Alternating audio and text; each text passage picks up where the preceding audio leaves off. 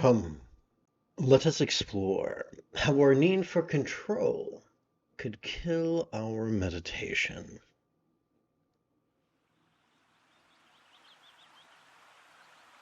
This morning's lesson is drawn from the 28th passage of Prahevajra's vast expanse of the diamond-like mind. Please relaxingly recite with me.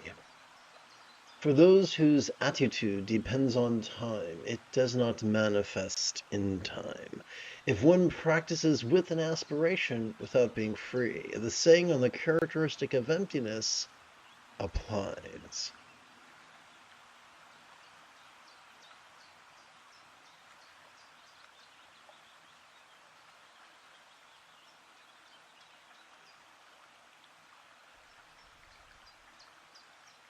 Most of us were raised in a goal-setting culture.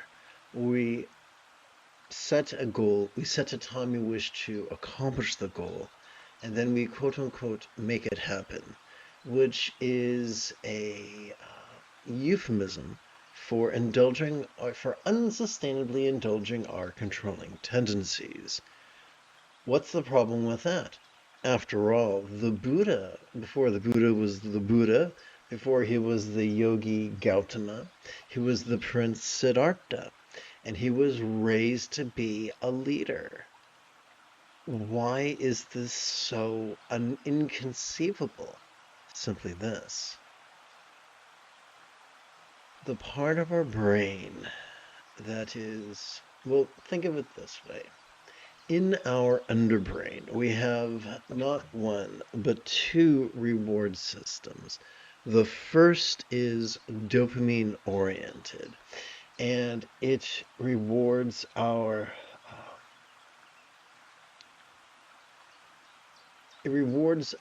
prime survival impulses with fleeting pleasure. Now, the reason the pleasure is fleeting is because, well, think of it this way.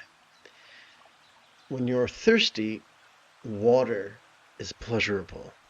Now, if that desire to drink water, which we need for survival, was fulfilled, we would die of dehydration. We need that desire for water to return frequently if we are to survive, no less thrive, no less pass on our genetic material. The same is true with all the other survival drives, whether it be desire for water when it's warm, water when it's hot, shade when it's cool, food when we're hungry, rest when we're weary, and sex when we're horny. These things are necessary for the survival of our species. But there is another reward system that is oxytocin oriented and rewards for cooperation with long-term feelings of fulfillment. The part of our brain wired for competition is different than the part of our brain that's wired for cooperation.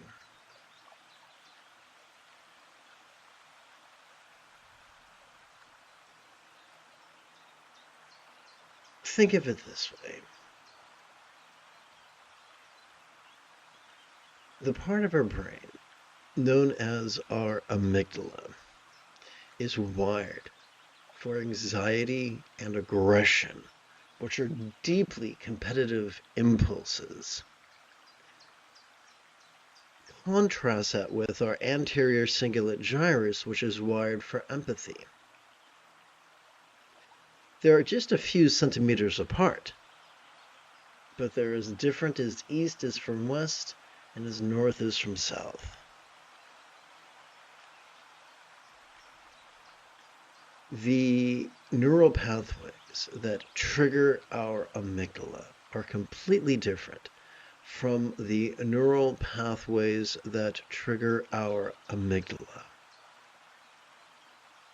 Let's take a deeper look at that. Every time we inhale, we are already wired, thanks to our sympathetic nervous system ensconced within the middle third of our spinal cord, to notice in a very special way, to notice vulnerably, passively, viscerally, randomly, and fleetingly, which is the opposite of concentration. Every time we exhale, thanks to the parasympathetic nervous system, divided between the lower third and the upper third of that same spinal cord, we are wired to physically relax and mentally release to such a degree that which we noticed during our previous inhalation can fleetingly feel less stressful, less permanent, and less defining. So this release, this relaxation, is the opposite of the anxiety and aggression of our amygdala. We cannot actively relax. We passively relax. Trying to actively relax is as ridiculous as making love in the name of virginity. Don't get me wrong, it's a lovely way to spend an afternoon, but it's going to take you further from your goal. Similarly, the setting of goals accesses the survival-oriented portion of our brain. Now, the survival-oriented portion of our brain is necessary. It's a necessary tool, but an incompetent boss. And so one of the liberation the Buddha offers us is not liberation from the presence of our survival mechanisms, simply liberation from their tyranny, thus relegating them back to the harmless role of tool. Our survival impulses are a far better tool than they could ever be a tyrant.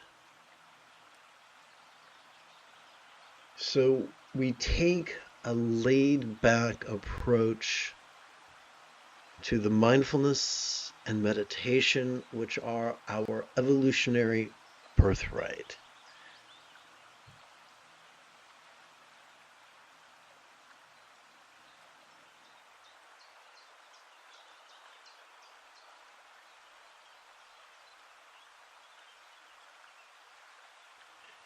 If one practices with an aspiration without being free, so if one's goal, so we can either practice mindfulness meditation with the intention of simply cooperating with the natural processes of our autonomic nervous system, or we can practice with the goal of harnessing our autonomic nervous system and using it as a tool with which we can meet a goal. Once again, we're at cross purposes that way. The only way to cooperate with the autonomic nervous system is passively, not actively. And then we just get fancy over here. One practices with an aspiration without being free, the saying on the characteristic of emptiness applies. In other words, we can put in time and effort, but the freedom that we desire will always be as non-graspable as the illusion of the infinite azure sky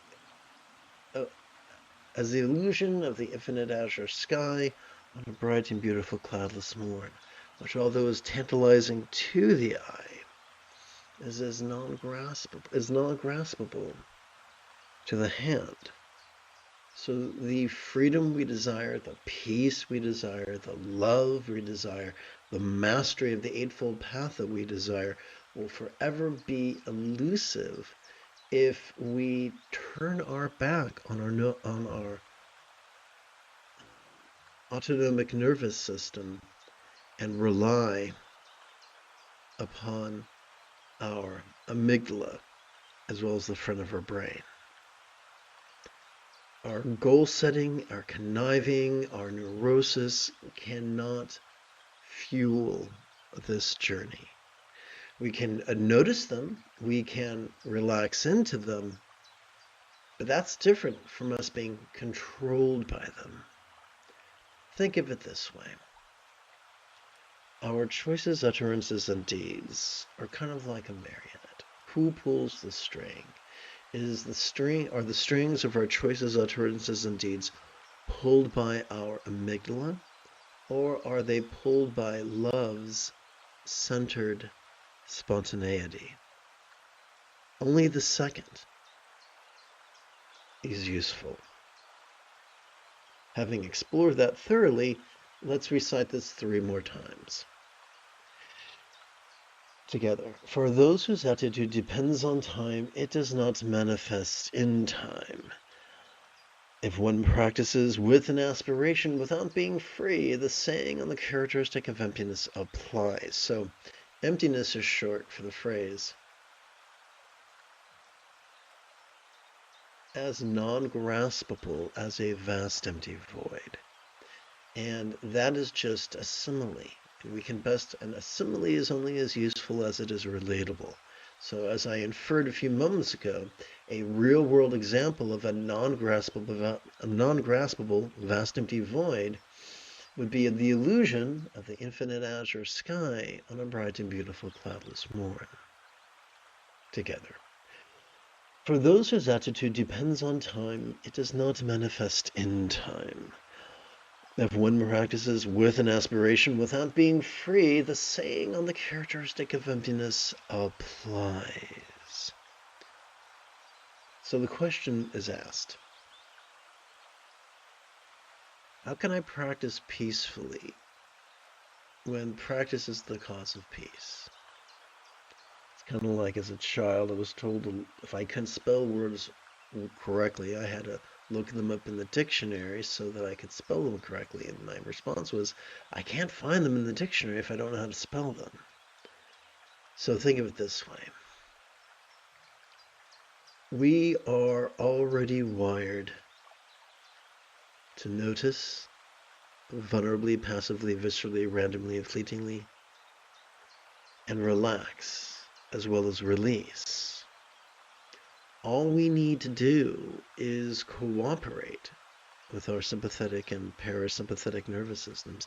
And the most efficient way to do that is to silently and mentally recite the demonstrative pronoun this each time we feel our lungs swell with air, and to silently and mentally recite the one-syllable verb ease each time we feel our lungs sink or our chest sink.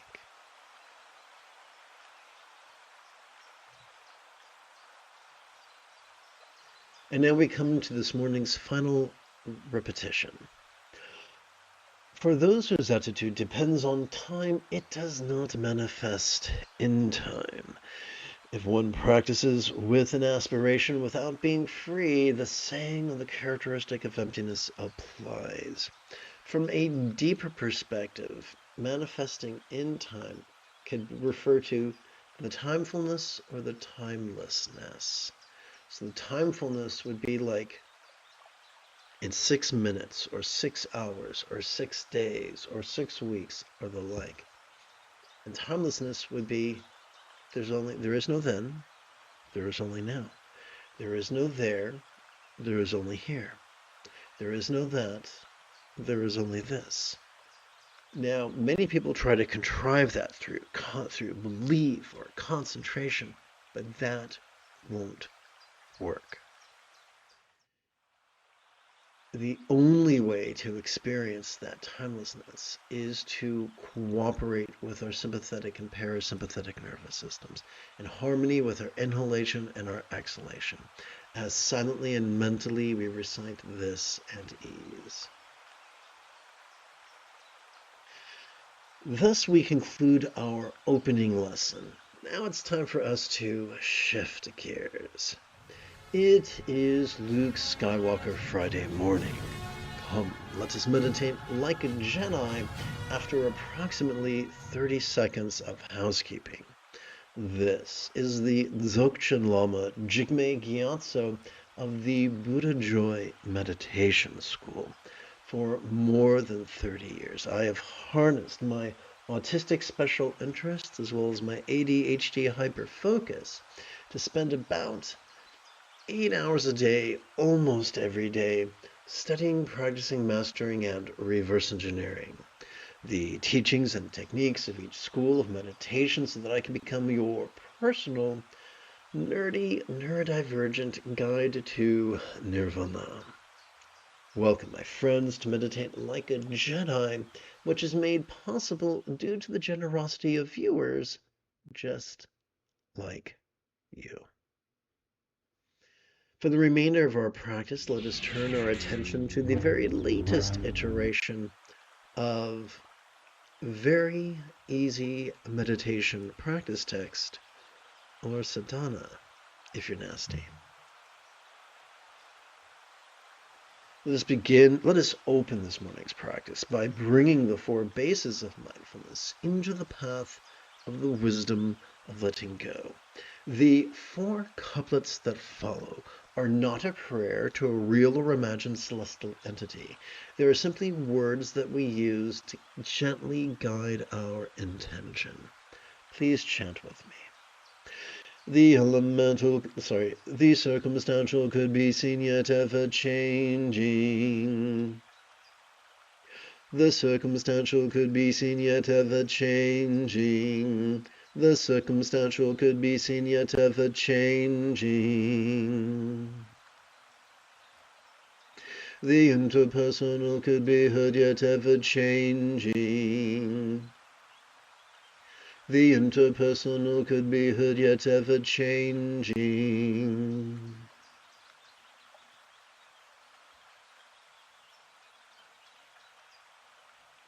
The interpersonal could be heard yet ever changing.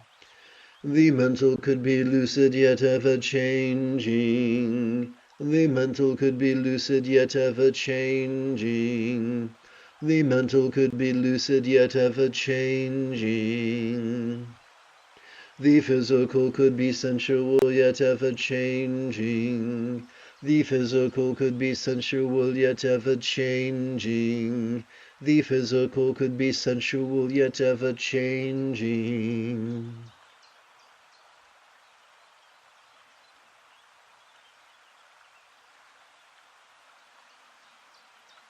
Upon the tip of our left ring finger, we could rest the great knuckle at the base of our right ring finger, palms up in our lap.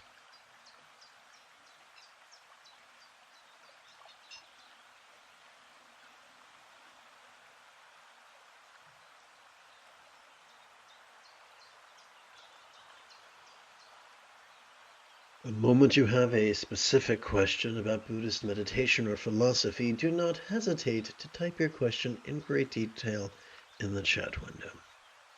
I check for questions approximately once every 8 to 15 minutes.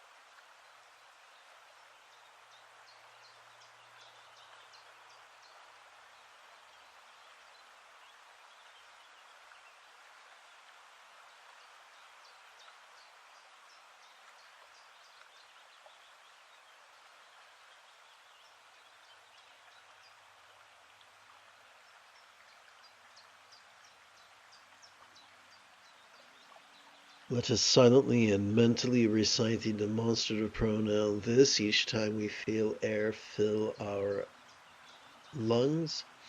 And let us silently and mentally recite the one-syllable verb ease each time we feel air exit our lungs.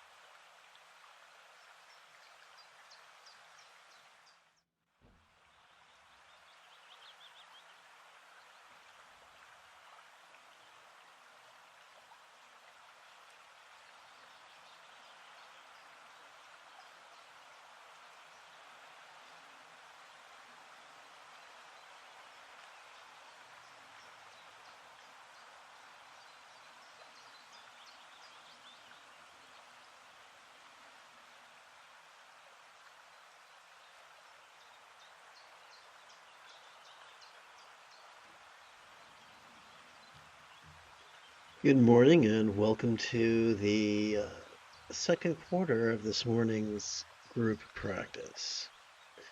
Upon the tip of our left middle finger, we could rest the great knuckle of the base of our right middle finger palms up in our lap. Let's take a moment to review the mechanics of both mindfulness and meditation. Every time we inhale, thanks to our sympathetic nervous system, we are wired to vulnerably, passively, viscerally, randomly, and fleetingly notice mind's antics of perception, emotion, intention, cognition, recollection, and imagination. No, it's not our job to suppress our thoughts. It's not our job to focus on one thing. It's our job to do the opposite, to just see where our mind takes us. Well, what are we to do with that which we notice? Every time we exhale, thanks to the parasympathetic nervous system, we are wired to physically relax and mentally release to such a degree that which we noticed during our previous inhalation could feel as if it was as non-graspable as a vast empty void, like the illusion of the infinite azure sky on a bright and beautiful cloudless morn, which although could be tantalizing to the eye, is non-graspable to the hand. The most efficient way to cooperate with our sympathetic nervous system is to silently and mentally recite the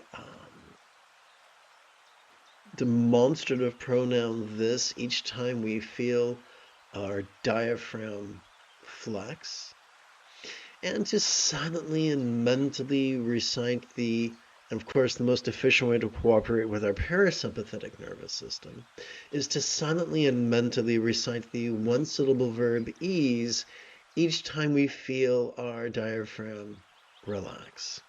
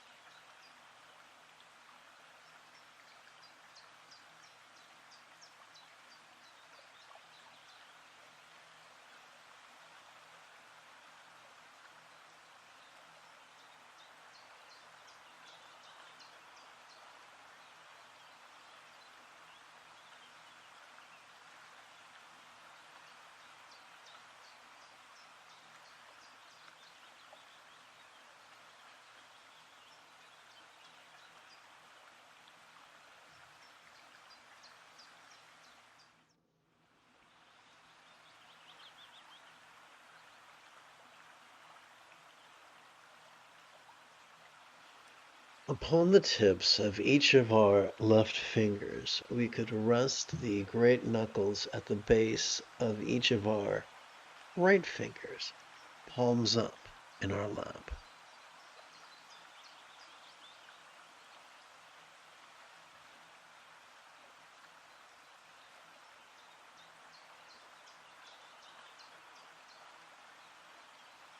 As we feel our diaphragm pull down, we could silently and mentally recite the demonstrative pronoun this,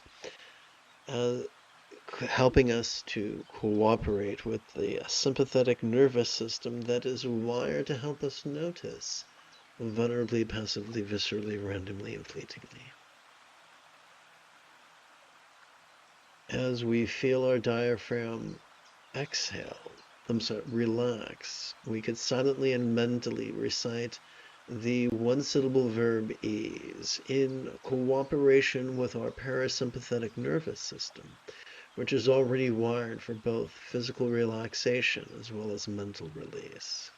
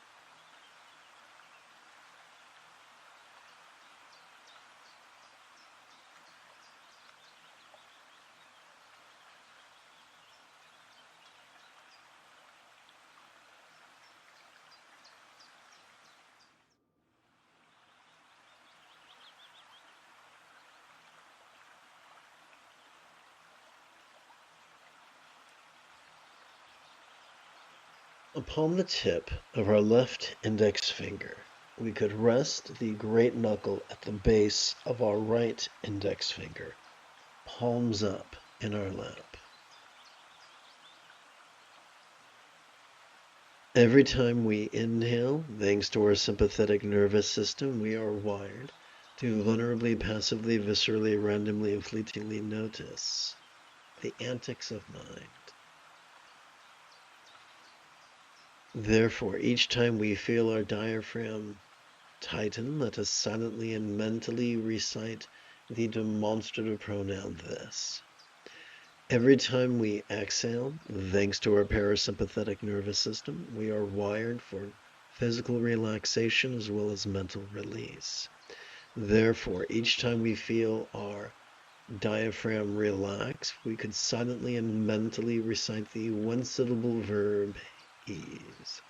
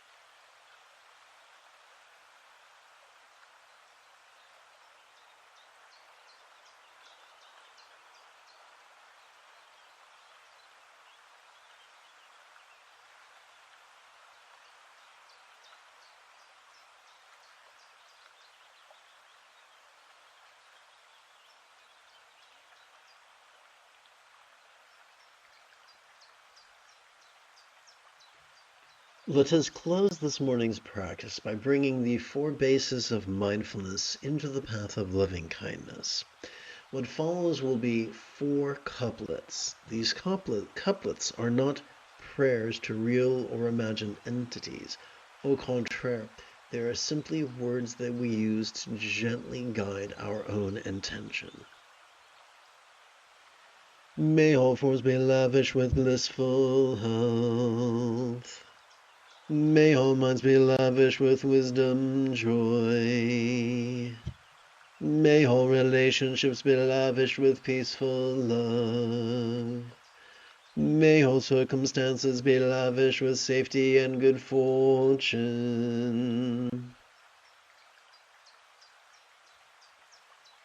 You have taken your first step into a much larger world. If you feel that I have earned it, you could give this live stream a thumbs up.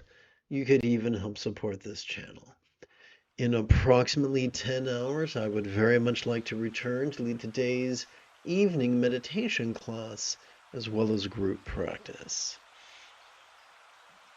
And if you are as geeky as me, may the Force be with you always.